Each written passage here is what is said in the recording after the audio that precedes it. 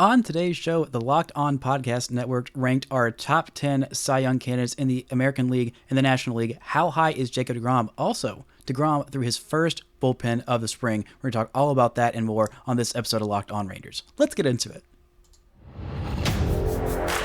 You are Locked On Rangers, your daily Texas Rangers podcast.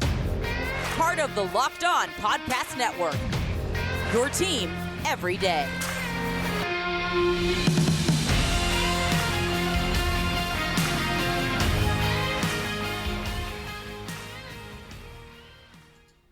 You are locked onto the Texas Rangers. I'm Bryce Patrick, a cripplingly addicted Texas Rangers fan since 2010, the founder and host for all 4 seasons of this Locked On Rangers podcast. Thank y'all so much for making Locked On Rangers your first listen every single day. If you're not already, you can follow me on Twitter at Bryce Patrick. You can follow the show at Locked On Rangers. Like us on Facebook, subscribe on YouTube, where the best way you can help grow the show is to comment nearly any single thing below. Now, of course, as we are starting, it feels like almost all of the podcasts of the spring with a Jacob deGrom update. The update is he's throwing baseballs in a Rangers uniform, wearing the number 48 in his blue spring training uniform. It's just, gosh, it's absolutely beautiful. The Rangers knew what their fans wanted. They tweeted out on the mound in slow-mo video of deGrom throwing baseballs, looking just absolutely amazing. I am just over the freaking moon. This is exactly the amount of dopamine that I needed today in my life. Just needed some Jacob deGrom content. Just throwing baseballs, looking good. He threw 22 pitches. On other accounts, I've heard 23. So we already have a controversy there. It wasn't full intensity, but pitching coach Mike Maddox said beforehand that it wasn't going to be. Maddox said, and I quote, 50 to 60% is fine. It's just about getting on the mound and throwing downhill, end quote. But deGrom said he described it as about 75% effort. He made a little joke with the reporter. It was like, yeah, well, that's pretty easy math when you throw 100 miles an hour. So it's like 75 miles an hour. So he threw 10 pitches off of the half mound and 13 off of the regular mound. Said it felt good, felt normal, and this is the first time he said he's ever dealt with left side tightness. He had never dealt with that really before in his pro career. He said he had dealt with some right side tightness back in 2018, one of the years that he won a Cy Young Award. Remember, he's got 2 of those bad boys, and maybe even adding a third when he is pitching for the Rangers. Who knows? But he said that came from not from pitching that right side tightness in 2018. That was from swinging the bat, a thing that he will no longer do, unfortunately, even though he was actually surprisingly pretty good as a hitter. Which is kind of weird. There's not a whole lot of pitchers that are that good at hitting, but he was half decent at it. In 2019, he had a 569 OPS, which is pretty decent. And in 2021, this past year, the last year that he would, or I guess 2 years ago, really, I got to get that back into my mind. He hit 364 and slugged 394, is 758 on base, which is kind of cool. Granted, that was only in 33 plate appearances, but kind of neat. He also had a double. So yeah, he's not going to be doing that anymore. He has 3 career home runs as a hitter. Those days are done. The universal DH is here. Thank the good Lord. But we have officially landed at deGrom 5, and I'm feeling comfortable. I'm feeling good about it. We are at the lowest level of deGrom preparedness. He felt normal, and he said this was the right decision. He wanted to be out there. Obviously, it's not what he wanted to do. Is come to spring training with a new team, have everyone be all excited about him, and then go, yeah, I'm going to give y'all a little scare and be like, well, maybe I've got this little injury that I've never had before, some new thing, and everyone freaks out, and Mets Twitter jumps on everybody and says, aha, see, we told you this guy he is made of fiberglass. Every day he wakes up and his bones break, and when he goes to bed, he breaks his legs at night. If you're getting my SpongeBob reference there, then I appreciate you as a human being, and you are one of the good ones. If you don't, that's fine too. It's okay. We could have just different frames of reference. But yeah, he won't have any trouble pitching for opening day. He and Maddox said that this was about the right amount of time. He basically took 4 days that he delayed everything because of this. Chris Young said, this was not a decision that was up to deGrom. If it was up to him, he would have pitched through it, but he wanted to, make everybody aware because he was throwing a little bit more coming into camp, wanting to make sure that he was extra ready for his new team after, 2 seasons that were shortened by injuries and 1 season that was shortened by a lockout and a global pandemic. So he's like, I want to get out there, and he wants to make 30 starts or 32 or heck, even 33 starts, but the Rangers are like, we're going to be extra cautious. It was a cold day, and there was they didn't do pitcher fielding practice early, and so it was like, this is the right move for them. He said it was the right move. He's like, all right, I'm back on the mound. Everyone was smiling and high-fiving, and it was just a great, great day for everyone. So we were at deGrom 5. Everyone, just breathe. It's all going to be okay because Jacob deGrom is still a Ranger, and that is absolutely amazing. So there are some other notes that I wanted to get to. Levi Weaver of The Athletic wrote a feature on Marcus Semien and his leadership and talked a lot about him heading into spring training and how it was a very, very different process than last year heading into his first year with the Rangers. Evan Grant wrote something kind of similar, I think in December-ish, about how Semien was kind of taking charge of the workouts in spring training, making sure that everybody was on top of their stuff, was working out at Globe Life Field. And one of the things that Levi brought up is talking to Semien, saying, people don't really realize, like, obviously the lockout, you couldn't talk with your coaches, and that was a big deal with him. Of those coaches didn't know what he was thinking, what he was working on, and things like that. So that made it kind of difficult to kind of have to hit the ground running really, really fast in a condensed spring training before the season. And obviously it was a really, really rough start. And he's not necessarily the fastest career starter. He has a much lower OPS in the early months of the season. Talked about that ad nauseum last year in the middle of his slump.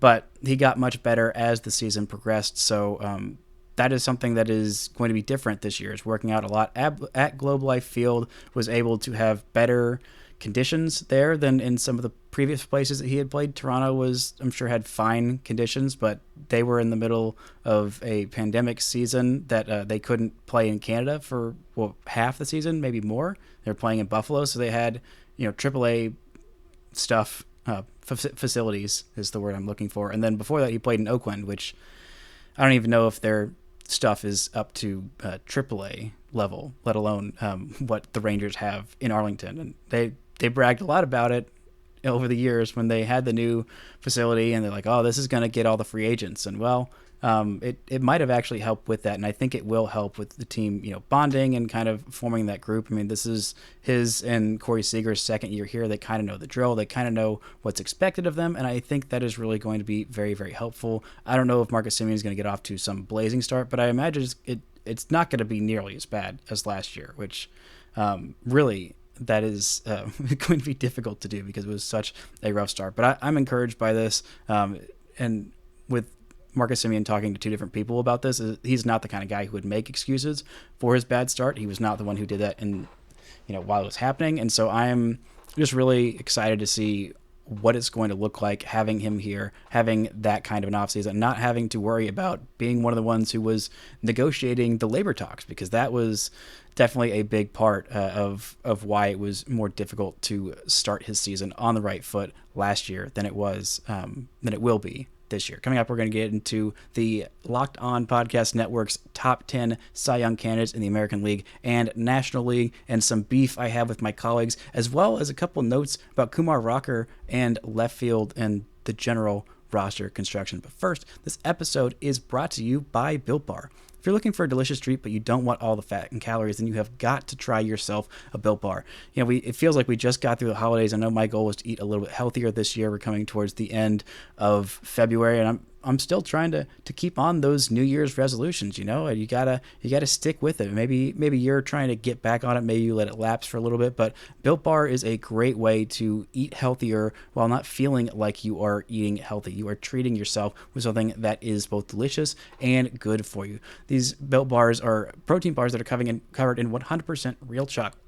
real chocolate that comes in so many great flavors. They've got churro, peanut butter, brownie, coconut almond. I don't know how they do it, but they crank all these healthy macros into something that tastes like a freaking candy bar. Only 130 calories, 4 grams of sugar, and a whopping 17 grams of protein. And now you don't have to go to built.com to go get your Built bars and wait for them to come in the mail. You can still do that. But you can also pick yourself up a box at your local Walmart or your local Sam's Club. So go pick yourself up a box of Built bars. You've got to try them. You'll thank me later.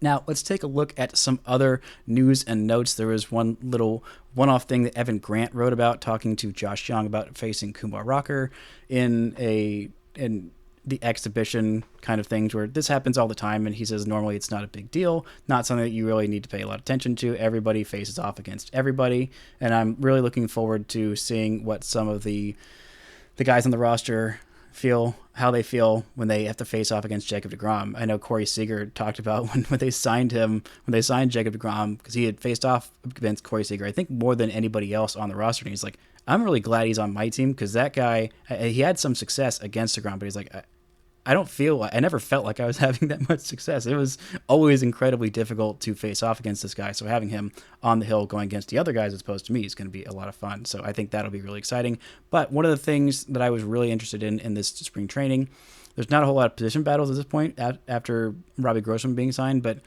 just looking at the prospects and seeing how they look, especially the two Vandy boys and also Cole Winn, those three guys, I am really keeping my eye on. I'm sure Jack Leiter was in the lab working really, really hard at Vanderbilt to kind of get himself back to work on the things that he had been having issues with last year, which is mainly just missing every fastball glove side and being able to locate that curveball and those off-speed and breaking balls for strikes. That's what made him very effective at Vanderbilt. He didn't have to do it as well, because college hitters are significantly worse than AA hitters, even if they're in the SEC. Even if they are in Omaha, they are significantly worse than AA hitters, almost every single one of them. And so that was a difficult transition for him. And I don't think that Kumar Rocker is going to be in AA. I think there's some debate of like, well, he's significantly older, already has like a little bit of professional experience, already has a little bit of minor league experience in the Arizona Fall League. I just don't think that they should start Kumar Rocker in AA. I think the rotation there is going to be very good, and you've got to give him some confidence. I kind of wish they did this with Jack Leiter last year, of just like put him in high A, let him go kick some butt, like, because you're probably going to kick butt there. I think Kumar Rocker is probably going to absolutely deal there, and let him build up some confidence, then go at AA, which is a big jump. And then if you struggle, then you can just say, okay, well, I have done this professionally and I will figure it out. But anyway, what Josh Young had to say, which is a little bit of a pun, he said Kumar rocked, which hat tip, Josh Young, hat tip for the pun. He also said that he was throwing a 99-mile-an-hour seeker. He said, quote, I didn't even know he had that, and you could just see it in his eyes. He was coming for us. It was tough, end quote. Now, that's not a whole lot to go on, but I think the intensity and the 99-mile-an-hour sinker, I think we'd seen Kumar Rocker throw a little bit of a sinker in the fall league, something that he was just kind of messing with, not something that he really had much in his repertoire, more of a four-seam fastball slider kind of guy who also had a changeup. I don't know if he has a curveball. I know he had the changeup as well. That was his third pitch. But if you can add a sinker as well to that arsenal, and that sinker was 99 miles an hour, and his delivery, it looks better. That was one of the things that really scared me last year about Kumar Rocker, about the pick, is he was reworking his delivery and the stuff in the Arizona Fall League with those insane walk numbers, even though he still had the strikeout stuff and the velocity was still there. He was reworking a lot of his delivery to kind of put less strain on his shoulder, but in talking extensively with Grant, who is a former college pitching coach, he said that really did not look like that was the case. It didn't look like what was happening there. It looked like he was putting a lot more stress on his shoulder, and he wasn't using his legs, but he looks like he's kind of felt more comfortable in that new reworked delivery. Looks a little bit better, a little bit cleaner than it did in the fall league. I talked with another friend of mine who is a pitching expert, I would qualify her as, and she said that, it looked like he was doing a good job of using his legs. Maybe there was a bit of pressure on his shoulder, but not anywhere near an alarming amount. So if she gave the all clear, then I trust her eyes more than mine, because she knows a lot more about pitching than I do. I am not a prospect analyst. I am, close, 75% of one, but I really liked what I saw from Kumar Rocker and hearing high praise and just about his work ethic, his demeanor. I mean, we've talked a lot about Jack Leiter having just that kind of bulldog mentality and that like I'm gonna go kick your freaking butt, and like having that kind of just a little bit of an edge, a little bit of a psycho on the mound kind of thing that Leiter has. He's more of a quiet psycho. I think Kumar Rocker is kind of like that as well. He's got that mentality of like, I'm going to absolutely destroy hitters. I hate hitters. I want to embarrass them. I want to just crumple their soul. That's what Jacob deGrom feels like on the mound. That's what those top tier guys are like on the mound. They absolutely hate hitters. I know Owen White most definitely has that, and that was one of the things that I loved about Hans Kraus is like they are just a different animal on the mound. And seeing that mentality from Kumar Rocker, who's not deterred after, it's been a long way. Like it's been a rough ride for him to get to where he is right now. I think he has got clearly all the stuff in the world, and there's a lot of hope on him. And I think Brock Porter was a big part of why the Rangers drafted him third overall to pay him under slot. But the Rangers also had to believe in Kumar Rocker. And I think in order for that to look like a worthwhile move, both of those guys are going to have to hit. And I think they are going to. And I am just really excited about Kumar Rocker, seeing him be in a good place, seeing him feel comfortable with that delivery. Like, maybe I need to already go and redo my prospect rankings after just hearing a few quotes about what Rocker is doing, maybe put him higher up. But I'm really excited to see what that guy can do, what all three of those guys can do that I was talking about in the minor leagues. But yeah, that is very exciting. Coming up, we're going to get into really quickly one little note about the left field battle, and then we will get into the top 10 rankings of American League and National League pitchers versus what I voted for as opposed to my colleagues. But first, this episode is brought to you by FanDuel. The midway point of the NBA season is here, and now is the perfect time to download FanDuel, America's #1 sportsbook, because new customers get a no-sweat first bet up to $1,000. That's bonus bets back if your first bet doesn't win. Just download the FanDuel Sportsbook app. It is safe, secure, and super duper easy to use as well. Plus, FanDuel lets you combine bets for a chance at a bigger payout with a same-game parlay, so don't miss a chance to get your no-sweat first bet up to $1,000 in bonus bets when you go to FanDuel.com/lockedon. That is FanDuel.com/lockedon to learn more. Make every moment more with FanDuel, an official sports betting partner of the NBA. Now, let's touch on this one note before we get into those rankings. One of the things that Evan Grant said in his most recent roster projection, I believe it was, rosterology is what he called it. It's basically a opening day roster projection. But he mentioned a platoon in left field, and I thought, oh, that's interesting. That's something that I hadn't heard before about the Rangers doing this year. It clearly worked out so well last year, so I'm clearly very enthused about it.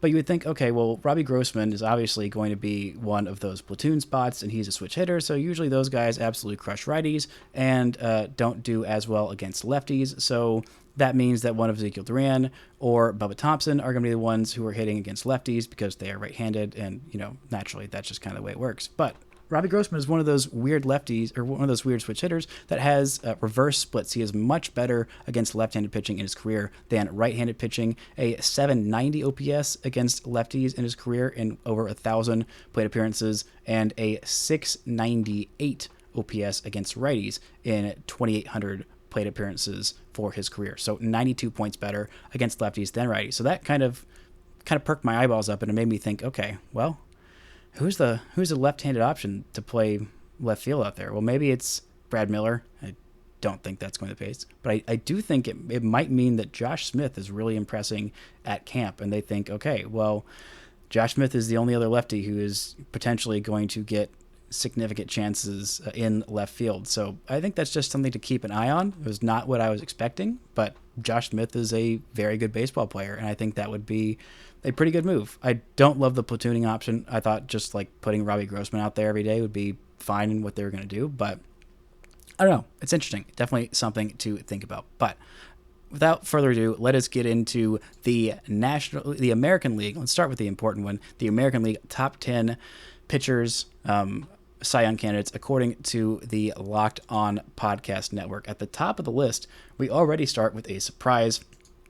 We have Shohei Ohtani at number 1. If you're watching on YouTube, then you can see this graphic. If you're not, then go watch on YouTube as well. Every once in a while we have some cool stuff over here. Number 2, we have Garrett Cole.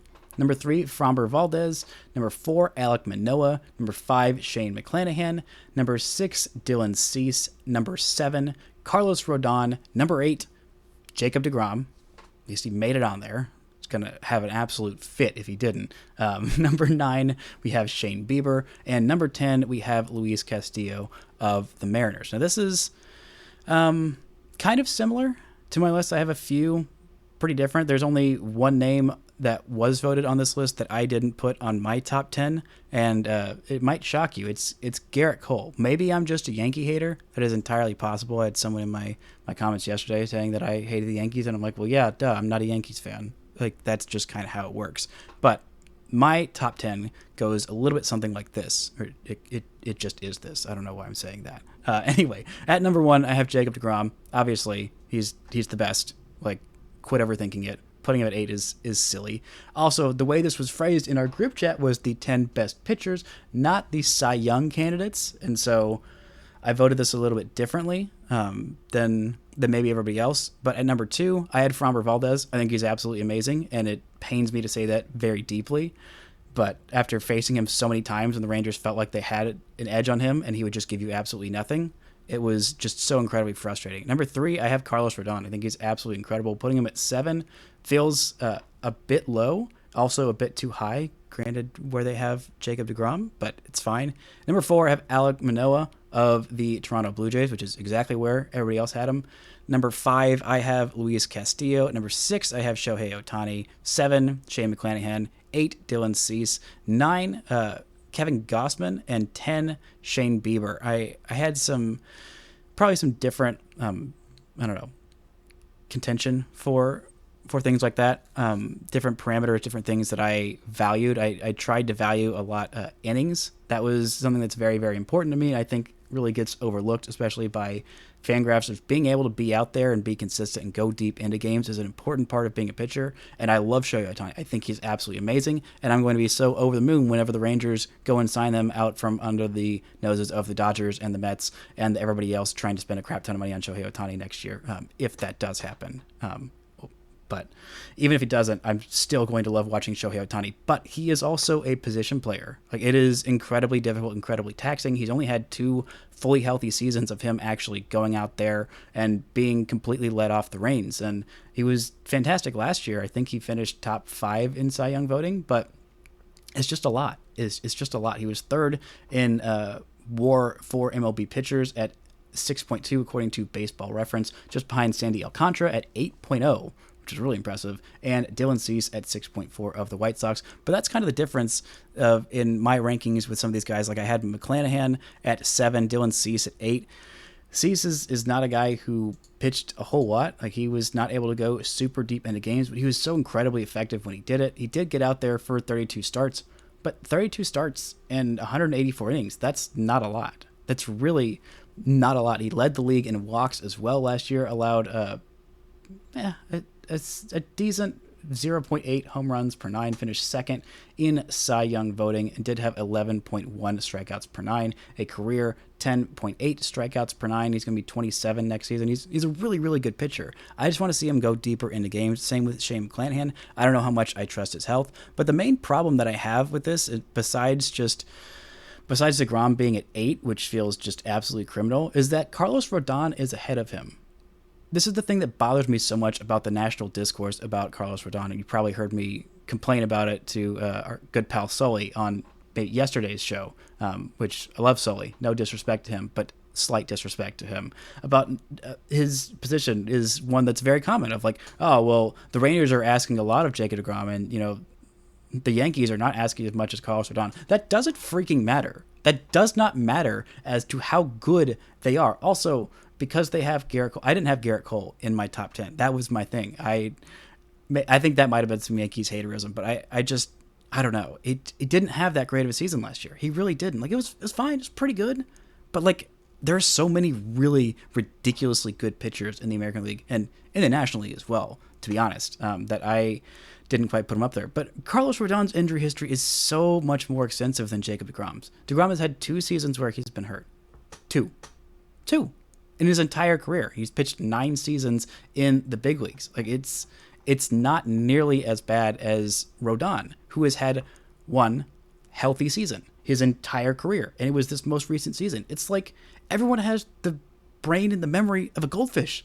They can only remember what happened 5 minutes ago. They're like, oh, well, and they can't even remember that because the last time that we saw Jacob deGrom out on a hill in a competitive Major League Baseball game, he was absolutely shutting down the San Diego Padres, who went to the National League Championship Series and got the Mets their only win in the playoffs last year, 101-win team. They only got one win. It was because Jacob deGrom was absolutely electric. I don't know what these people are thinking. Obviously, there is some injury risk there, but you can say that about literally everybody who throws baseballs for a living. Shohei Ohtani, huge injury risk. Framber Valdez, maybe less so. Shane McClanahan, Dylan Cease, Carlos Rodon, huge injury risks. So, but deGrom has way better stuff than any of them. His fastball is, I would say, the best pitch we've had in baseball since Mariano Rivera's cutter. Like, that's how insanely good it is. And people just forget how insanely good he is. And I'm going to laugh and I told you so and scoff and mercilessly scorn everybody who did not put Jacob deGrom in their top 5, or especially anybody who left him out of their top 10, because surely there's got to be some people, if he is at 8 and I voted him number 1, I'm sure there's at least one other person in the network that voted him number 1. Maybe I'm just a crazy person and the only person who can remember before the 2020 season. I don't know. I'm one of the few who's actually been here podcasting for the network since before the 2020 season. So maybe their memories are just a little short. But Jacob deGrom, once he gets out on a Major League Baseball mound, he's going to remind them how freaking good he is. It's just... I'm really looking forward to when he finally gets out there and makes everyone shut up and feel stupid for not remembering how insanely good he is. But that's enough Jacob deGrom praise for one day. We'll have plenty more tomorrow. So let's get to the National League pitchers. This list, I think mine was a little closer to what was the same as the network. So let's go ahead and get into those, starting with what we had as a network. At number 1, Locked On voted Sandy Alcantara. At number 2, Corbin Burns. Number 3, Justin Verlander. Number 4, Max Scherzer. Number 5, Max Fried. 6, Aaron Nola. 7, Zach Wheeler. 8, Spencer Strider. 9, Zach Gallen. And 10, Brandon Woodruff. Now, Woodruff at 10 feels kind of high for me. There was a lot of guys going down from, I mean, really every spot in this list outside of 1 was really, really difficult for me. Like, there were so many freaking good pitchers, and so many good older pitchers, so many good younger pitchers, so many good pitchers who have had like really up and down seasons but are kind of hot right now. That's mainly Aaron Nola that I'm thinking of. And by the way, Max Scherzer at 4, he was hurt too last year. He only pitched 111 innings last year. Justin Verlander is 40 and coming off of missing 2 straight seasons where he didn't pitch at all. Whereas deGrom, even when he's hurt, pitches at least 60 to 90 innings in those seasons. But it's fine. It's fine. I'm not bitter. Clearly, I'm not bitter about it. I think this is a good list, though. Woodruff at 10 is the only one that I'm like, yeah, that's close, but you can definitely have an argument there. Zach Gallen being in there, I think, is great. He is a really underrated pitcher, and I'm glad that we, as a network, do a good job of not overlooking the teams that aren't just, the Mets or the Yankees or the Reds, or just, the main ones. And kind of interesting that Luis Urias did not make this top 10 list. I didn't put him in my top 10 list either, but I felt kind of weird not putting him there. But seeing everybody else clearly didn't put him there as well made me feel a little bit better. So my top 10 for the National League best pitchers or Cy Young candidates: number 1, Sandy Alcantara. Number 2, Max Fried. Number 3, Corbin Burns, who, by the way, something to keep an eye on. He lost his arbitration case with the Brewers, and he talked about how it kind of ruined his relationship a little bit with them, because the entire arbitration process is just a player saying, hey, I'm this good, I deserve this much money, and players and their teams saying, actually, you're not this good, which is just such a weird system that I don't have time to talk about today. But just something to keep an eye on, because the Rangers, I think, are definitely considering eventually a Corbin Burns trade. And if he hates it in Milwaukee, then that might make it easier to go get him. Number 4, I had Aaron Nola. 5, Max Scherzer. 6, Spencer Strider. 7, I had Justin Verlander, because I have concerns about his age and his injuries, unlike anybody else who can't remember past last year. It's fine. Number 8, I have I have Zach Wheeler. Number 9, I have Brandon Webb of the San Francisco Giants, who I think people are sleeping on. He is a really, really good pitcher, really, really young, and I think people don't realize how freaking good he is. At number 10, I had Yu Darvish. I took a chance there. I felt pretty good about it. Yu Darvish had a really, really good season last year, 13th in Fangraphs WAR among all of Major League pitchers at 4.2. He had an expected ERA, or an ERA of 3.10, expected ERA a little bit higher than that, a really, really good strikeout rate. I was really going back and forth between him and Zach Gallen, so I'm glad that other people voted Zach Gallen in there. I think Darvish really deserves that. I wonder where Webb was. We didn't get to see the full list. We had 20 different starting pitchers in each of these leagues that we could pick from. By the way, there were no other Rangers in there. There's no Nate Eovaldi to vote on, no Martin Perez.